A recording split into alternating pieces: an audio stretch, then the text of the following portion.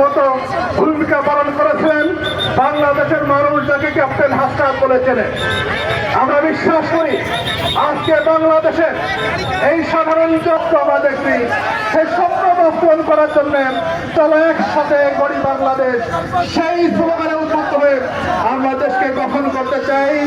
আজকে বাংলাদেশের পাড়ায় মহল্লায় বিভিন্ন প্রান্তরে মানুষ আজকে মুখে আছে আমাদের এই জুলাইয়ের আমাদের জুলাইয়ের যে চেতনা বাস্তবায়ন করার জন্য। সম্মানিত সাথী বন্ধুগণ, আমি আহ্বান করবো সবাই শৃঙ্খলা বজায় রাখবো এবং আমরা প্রধানমন্ত্রীর বক্তব্য একটু পরে শুনবো ইনশাআল্লাহ।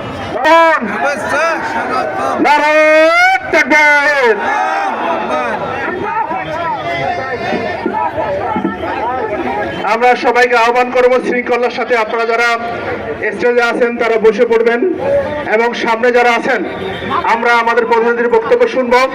যে কথা বলছিলাম, আজকে গণমানুষের আকাঙ্ক্ষা বাস্তবায়ন করার জন্য যদি আমাদের আবারও যে কোনো আন্দোলন সংগ্রাম যুদ্ধ করা লাগে আমরা সবাই প্রস্তুত আছি ইনশাআল্লাহ। আমরা হাসনাত আব্দুল্লাহর মতো যারা জুলাই যুদ্ধে অবদান রেখেছিলেন তাদের মাধ্যমে উদ্বুদ্ধ হয়ে এদেশের গণমানুষকে সাথে নিয়ে প্রয়োজনে আবার যুদ্ধ করবো ইনশাআল্লাহ, প্রয়োজনে আমরা জীবন দিব, রক্ত দেবো ইনশাআল্লাহ। আমি সেই উদাত্ত আহ্বান জানিয়ে আমি আমার কথা শেষ করছি। বাংলাদেশ জিন্দাবাদ, 11 দলীয় জোট জিন্দাবাদ। আসসালামু আলাইকুম রহমতুল্লাহ।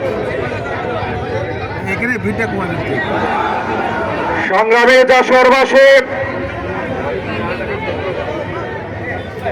আপনারা লক্ষ্য করেছেন আমাদের মাঝে প্রধান অতিথি সহ নেতৃবৃন্দ উপস্থিত হয়েছেন।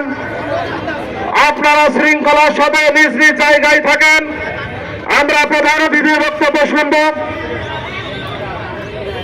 এ পর্যায়ে আমাদের মাঝে বক্তব্য নিয়ে আসছেন জাতীয় নাগরিক পার্টি এনসিপির দক্ষিণাঞ্চলের অন্যতম সংগঠক জননেতা জনাব সাকিব শাহরিয়া।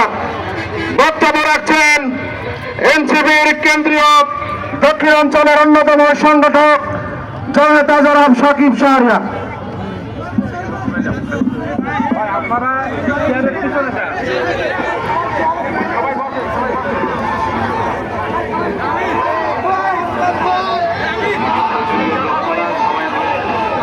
আসসালামু আলাইকুম। সংগ্রামী যশোর, আসসালামু আলাইকুম।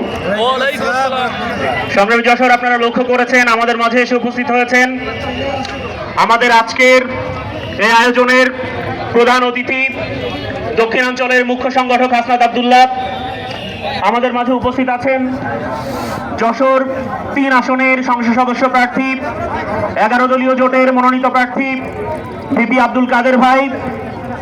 এছাড়া আমাদের মাঝে উপস্থিত আছেন 11 দলীয় জোটের যশোর সদরের নানা স্তরের নেতৃত্ব। 11 দলীয় জোটের মনোনীত যশোর সদর 3 আসনের দাঁড়িপাল্লা প্রতীকের প্রার্থী জননেতা জনাব ভিপি আব্দুল কাদের ভাই।